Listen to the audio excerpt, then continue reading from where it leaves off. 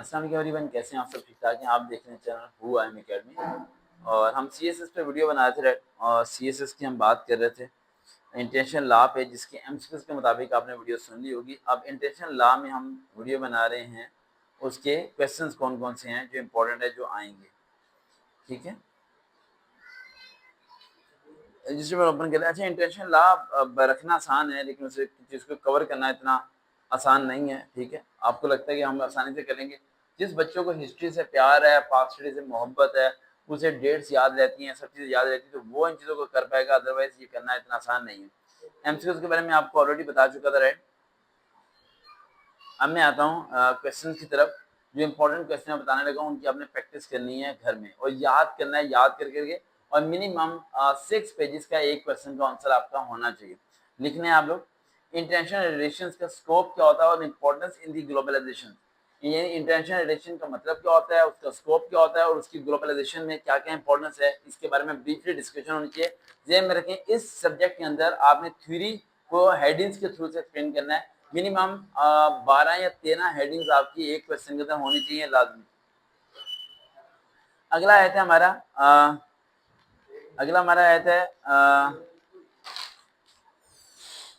आयत है compare and contrast between realism and the liberalism.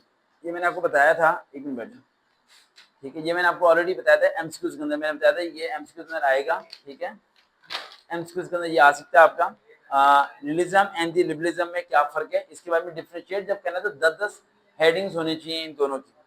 आगे आता है concept of the national interest and rules of the foreign policy. Foreign policy के क्या रूल्स एंड रेगुलेशंस हैं दूसरी कंट्रीज के मुताबिक, किस तरीके से वो ट्रेडिंग की जाती है, किस तरीके से आपको इमिग्रेशन पासपोर्ट दिए जाते हैं।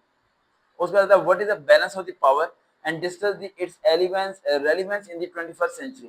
ठीक है, ये पढ़ना है आपने, याद करना है आपने क्वेश्चन। आगे international relation in maintaining the global piece. International relation की मदद से हम लोग किस तरीके से पीस मेंटेन कर सकते हैं पूरी दुनिया में, ताकि जंग जुंग रुक जाए और कभी बात हो तो वो बातचीत से हल हो सके।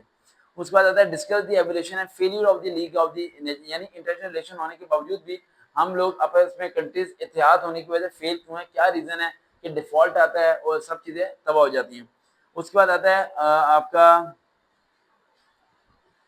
Foreign policy of the Pakistan जो है, राइट, वो आपने पढ़ लेना है। 9 to 10 हेडिंग्स आपने बनानी है। उसके बाद चाइना के साथ इंटरनेशनल पॉलिसी हमारी क्या है जो बाकी मुल्क के साथ नहीं है। उसके बाद कश्मीर इशूज के बारे में पढ़ लेना आपने, Kashmir issues as context of the Pakistan India relations. उसके बाद आता है अफगानिस्तान पॉलिटिकल इंस्टेबिलिटीज पढ़ लेनी है आपने। उसके बाद आता है SAARC, सार्क की इंपॉर्टेंस क्या है और वो दुनिया में किस तरीके से काम कर रहे हैं। UNO किस तरीके से तमाम कंट्रीज को इकट्ठा करता है और किस तरीके से वो वर्क करता है। उसका क्लाइमेट चेंज क्या क्या हो रहा है। उसके बाद last question, strategic relations between Pakistan and United nation.